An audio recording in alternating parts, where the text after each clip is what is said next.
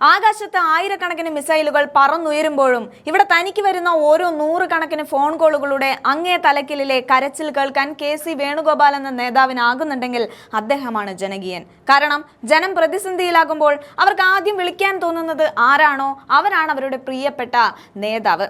അതാകാൻ K C. വേണുഗോപാലിന് കഴിയുന്നുണ്ട്. മിസൈലുകൾ ചീറിപ്പായുന്ന ശബ്ദത്തെക്കാൾ K C. കേൾക്കുന്നത് തന്റെ ജനതയുടെ തേങ്ങലാണ്. അദ്ദേഹത്തിന് വരുന്ന ഓരോ ഫോൺ കോളിലും ഒരു പ്രവാസിയുടെ ആശങ്കയുണ്ട്, ഒരമ്മയുടെ കണ്ണീരുണ്ട്. ഇന്ന് ലോകം കാണുന്നത് യുദ്ധത്തിന്റെ ക്രൂരതയാണ്. അമേരിക്കയും ഇസ്രായേലും തങ്ങളുടെ സൈനിക കരുത്ത് കാട്ടുമ്പോൾ വെന്തു മരിക്കുന്നത് പിഞ്ചു കുഞ്ഞുങ്ങളടക്കമാണ്. ഈ ചോരയ്ക്കിടയിലും നമ്മുടെ രാജ്യം എവിടെ നിൽക്കുന്നു? ബെഞ്ചമിൻ നെതന്യാഹുവുമായും ഡൊണാൾഡ് ട്രംപുമായുമുള്ള സൗഹൃദം കേവലം ഒരു PR പരിപാടിയായി പ്രധാനമന്ത്രി നരേന്ദ്രമോദിയെ ആഘോഷിക്കുമ്പോൾ അതിനപ്പുറം രാജ്യാന്തര തലത്തിൽ നമ്മുടെ ജനതയുടെ സുരക്ഷ ഉറപ്പാക്കുന്ന വ്യക്തമായ ഒരു വിദേശ നയം രൂപപ്പെടുത്താൻ അദ്ദേഹത്തിന് കഴിയുന്നില്ല. ഇന്ത്യ കാലാകാലങ്ങളായി കാത്തുസൂക്ഷിച്ച ചേരി ചേരാ നയം ഇന്ന് വെറും കടലാസിൽ ഒതുങ്ങിയിരിക്കുന്നു. ഇസ്രായേലിനോടും അറബ് രാജ്യങ്ങളോടും ഇറാനോടും ഒരുപോലെ സൗഹൃദം പുലർത്തിയിരുന്ന ഇന്ത്യയുടെ ആ പഴയ നയതന്ത്ര പാരമ്പര്യം ഇന്ന് എവിടെ പോയി? വ്യക്തിപരമായ PR താല്പര്യങ്ങൾക്ക് വേണ്ടി ഇന്ത്യയുടെ വിദേശ നയത്തെ ബലികഴിക്കുന്ന ഭരണകൂടം കാണാതെ പോകുന്നത് നമ്മുടെ 20 ലക്ഷത്തോളം വരുന്ന സഹോദരങ്ങളുടെ ജീവിതമാണ്.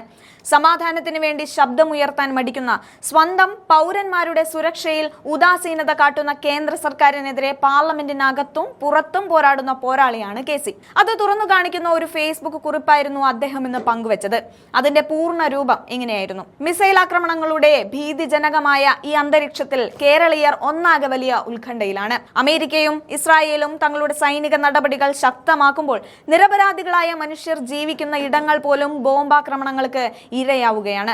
ഒരു സ്കൂൾ തകർക്കപ്പെടുകയും അതിനുള്ളിലെ പിഞ്ചു കുഞ്ഞുങ്ങൾ വെന്തു മരിക്കുകയും ചെയ്ത വാർത്തകൾ അങ്ങേയറ്റം ഹൃദയഭേദകമാണ്. യുദ്ധം എങ്ങനെയാണ് സാധാരണക്കാരുടെ ജീവിതത്തെ തകർത്തെറിയുന്നത് എന്നതിന്റെ നേർചിത്രമാണ് നമ്മൾ ഇപ്പോൾ കാണുന്നത്. ഈ യുദ്ധത്തിന്റെ ഇരകളാകുന്നത് പാവപ്പെട്ട നമ്മുടെ സഹോദരങ്ങളാണ്. ഇത്തരം ഒരു പ്രതിസന്ധി ഘട്ടത്തിൽ ഇന്ത്യയുടെ വിദേശ നയം എങ്ങോട്ടാണ് പോകുന്നതെന്നത് വളരെ നിർണായകമായ ഒരു ചോദ്യമാണ്. ബെഞ്ചമിൻ നെതന്യാഹുവുമായും ഡൊണാൾഡ് ട്രംപുമായുമുള്ള തന്റെ സൗഹൃദം പ്രധാനമന്ത്രി നരേന്ദ്രമോദി കേവലം ഒരു PR പരിപാടിയായി കൊട്ടി ആഘോഷിക്കുമ്പോൾ അതിനപ്പുറം രാജ്യാന്തര തലത്തിൽ നമ്മുടെ ജനതയുടെ സുരക്ഷ ഉറപ്പാക്കുന്ന വ്യക്തമായ ഒരു വിദേശ നയം രൂപപ്പെടുത്താൻ അദ്ദേഹത്തിന് കഴിയുന്നില്ല.